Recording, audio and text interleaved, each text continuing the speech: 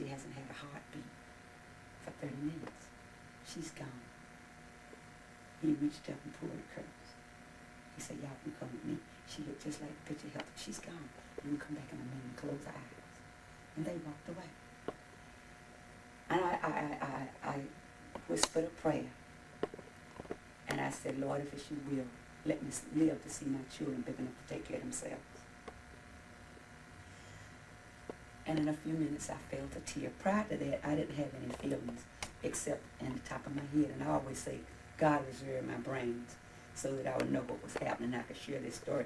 I hadn't planned to share it today, though. I really don't usually start off with testimonies, and this is what I call a testimony, but I think it's good to share it today. And after they put me on the ward, and I was in Kings County Hospital in Brooklyn, New York, and each ward has its own doctor in regards to how many doctors see you downstairs in the emergency room when you go on the ward. Another doctor will see you. And this doctor had worked all night, and she was taking a nap. So about 45 minutes later, she came, and she pulled my chart out. And she said, are you Maggie? I said, yes, I am. And she read the chart, and she said, oh, no. No, you say you're Maggie? I said, yes, I am. She said, but they had the wrong. This is not right. This can't be you. It doesn't. And she called the doctor that was waiting on taking care of me downstairs because she couldn't believe what had happened, the miracle that had taken place. As soon as I got strong enough, before I got strong enough, but after I went to my 6-week checkup, I went to the Optum Health Institute of San Diego. And when I went out there, I was walking like this.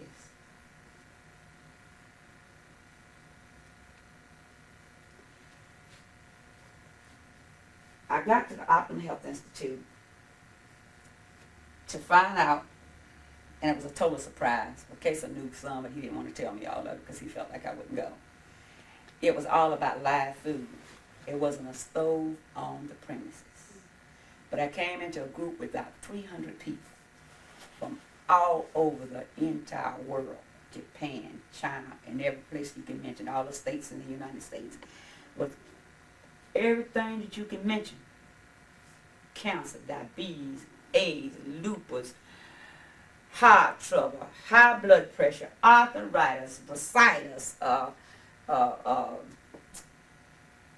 overweight, underweight, everything that you can mention. These people was to this institute. They took us for the tour, and I was behind. I wanted to go. I wanted to find out everything, but I was way behind. They said, well, go at your own pace. Everything, and I think that's what I wanted y'all to know today. Whatever you get into, go at your own pace. Don't let nobody push you. Go at your own pace. When they served us dinner, it was all sprouts. I didn't see nothing but sprouts.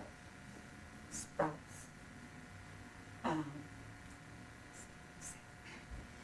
Then we had the orientation that night, and it was about, then they talked about wheatgrass, and I really purchased some wheatgrass to bring today, but we happened to leave it at home, and I'm sorry about that. But in their program, wheatgrass is one of the main things that they use. You drink 2 ounces of wheatgrass, and you implant. The main thing, I'm going to get into the cleansing part now, because that's what the Institute is all about. Cleansing, detoxifying the body, getting rid of all the toxins, and cleansing the body. And you started with a fast, didn't you? No. You didn't start? Not the first day. Okay, you eat Sunday afternoon. They only take you in on Sunday. You eat Sunday afternoon, and you eat Monday. Tuesday, Wednesday, and Thursday, fast days. They're not. It's not a fast really. It's a juice fast. You have juice, and every Thursday is fast day for juice fast for everybody at the end. But anyway, it was just sprouts, mung sprouts, just sprouts, all kind of sprouts, and salads, sprouts and salads, not just all sprouts, sprouts and salads. And I say, oh God, how can I do And his father spoke to me and said, how can you do it? Don't you want to get well? And I said, well, whatever it takes, if this is what it takes to get well. And see, there are people there that's on it.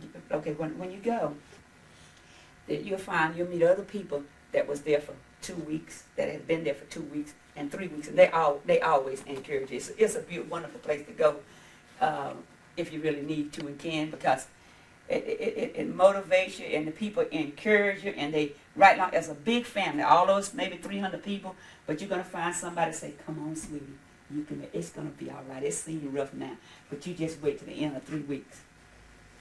And I gotta hurry along because I can't tell, But the first week, I have to admit, was rough. And as I said, and my place where you live on the premises, and mine was down the hill. I had applied for a place up, but it was filled up, and they had to put me in a townhouse down the hill. So I had to walk up a hill, and everybody was leaving, and I was just holding my stomach, still sore, holding my stomach. I'd come up, we had classes.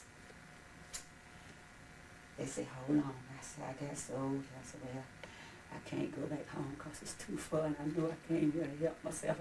I'll cry sometime, and you other people walking around there, you see them crying, and sitting to themselves, and somebody come along and lift you up, pat you, and talk to you, and if you feel like sharing your problems, some people will share whatever's wrong and what's going on, and some people had chemo, and they say that's all they can do, and there's nothing else they can do, and just people would just encourage it over. Oh. Well, I hung in there, okay? I was feeling much better. I was beginning to, see where it was doing me good, and see and the learning. I mean, the body, mind, and spirit. That's what the program is all about: body, mind, and spirit.